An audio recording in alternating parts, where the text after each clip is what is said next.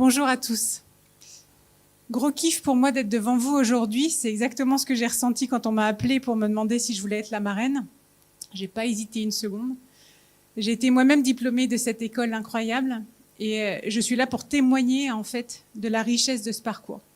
D'ailleurs, un petit mot particulier pour cette promo de GP parce que ma meilleure amie de l'UTC, qui est comme une sœur pour moi, vient de cette branche-là. Moi, j'avais fait génie mécanique, qui n'existe plus, RIP.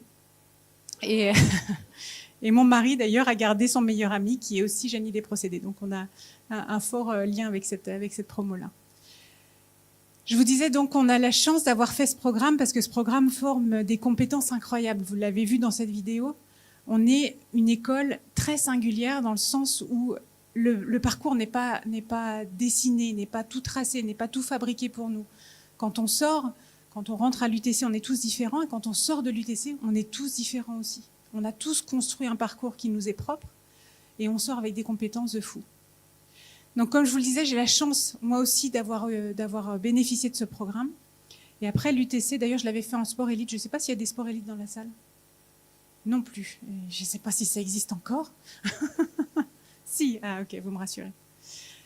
Après l'UTC, j'ai eu la chance de travailler dans l'industrie de l'automobile, dans l'industrie de la ventilation, dans l'industrie du service, dans l'industrie du sport.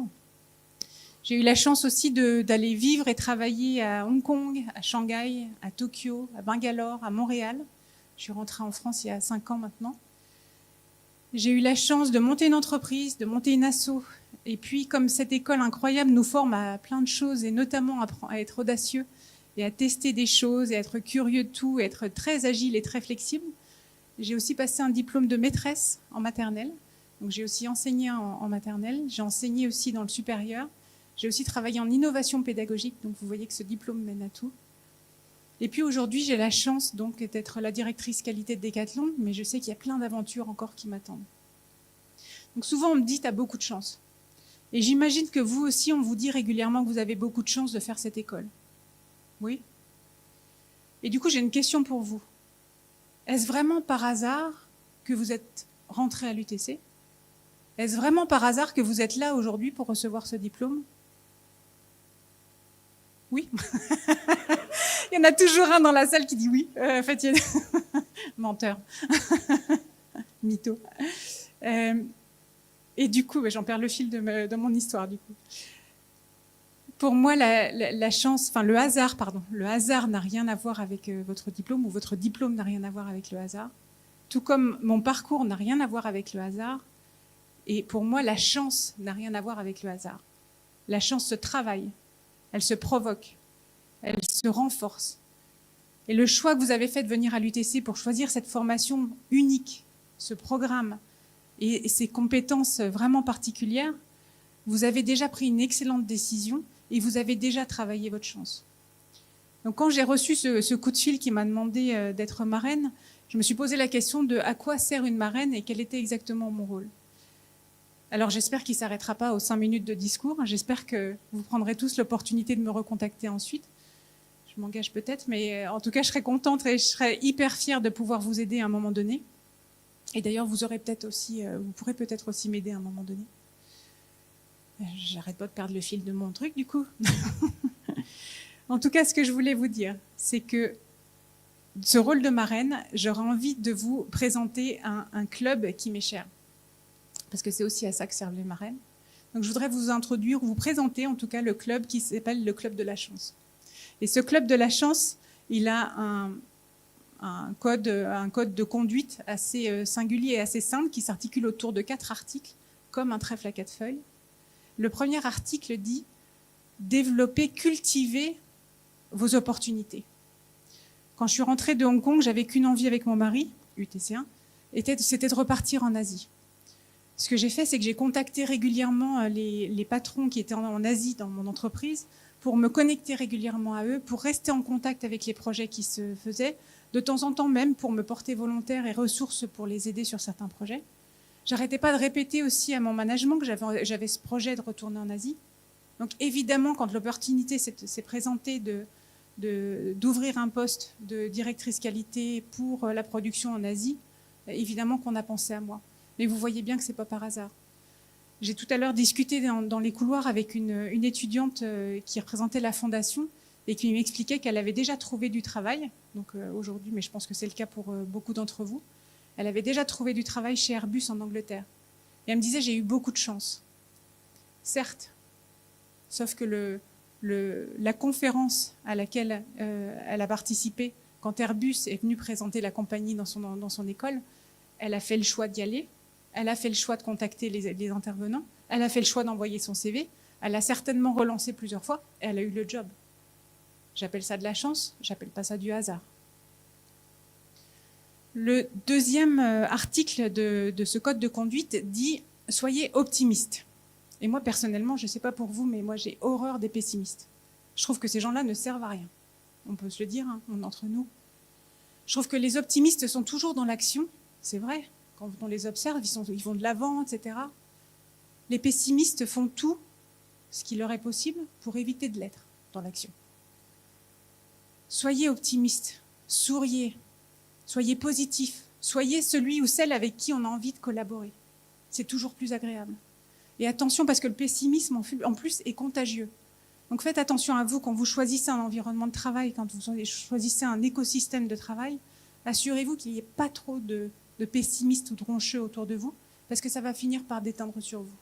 Donc, quand vous vous rendez compte de ça, prenez les devants et changez d'environnement. Le troisième article dit « Suivez votre intuition, développez votre intuition ». Ce qui est génial, c'est qu'ici à l'UTC, encore une fois, je le disais tout à l'heure, le parcours n'est pas écrit. Il a fallu pendant vos 3, 4, 5, 6 ans à l'UTC, je ne me moque pas, j'ai fait l'UTC en 6 ans. Les sportifs, ça comprend beaucoup moins vite, hein, on est tous au courant.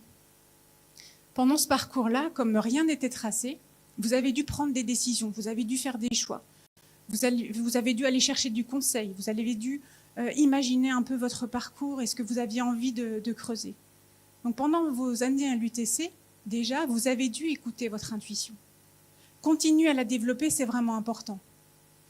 Et pour développer votre intuition, comme tout phénomène neurologique un peu subconscient, vous avez besoin de laisser votre cerveau sans sollicitation.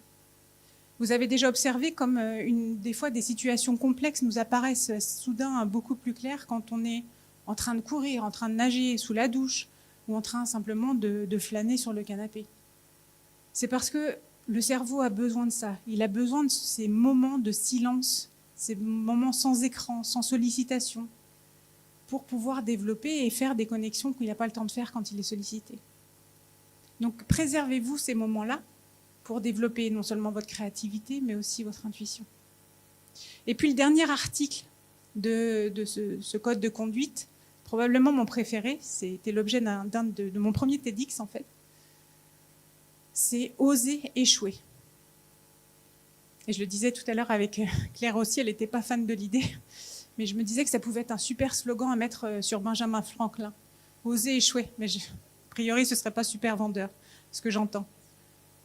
Mais oser échouer, ça veut dire quoi? Ça veut dire que, et c'est exactement ce qu'on nous a encouragé à faire à l'UTC, on nous a encouragé à être audacieux, à sortir des sentiers battus, à essayer des choses qu'on n'avait jamais essayées par avant. Et quand on fait ça, on sort forcément de sa zone de confort. Et quand on sort de sa zone de confort, forcément, on ne maîtrise pas tout. Et quand on ne maîtrise pas tout, forcément, on fait des erreurs. Donc, voyez vos échecs non pas comme la preuve de votre incompétence, mais comme la preuve de votre audace, comme la preuve de vos sorties de zone de confort. Et d'ailleurs, ce n'est pas pour rien que les GAFA, donc il y a pas mal d'entreprises aux États-Unis, dont les GAFA, mais demandent carrément un CV d'échec à leurs candidats pour montrer à quel point ces gens-là sont audacieux. Donc n'hésitez pas à échouer, osez échouer. Donc vous voyez, ce n'est pas très compliqué de rentrer dans ce club de la chance. Seulement 4 articles à respecter. Cultivez vos opportunités, soyez optimiste, développez votre intuition et osez échouer. Louis Pasteur disait « La chance ne sourit qu'aux esprits bien préparés ». Encore une fois, en choisissant la formation à l'UTC, vous avez déjà pris une excellente décision parce que vous voyez bien que vous avez déjà bien travaillé votre chance.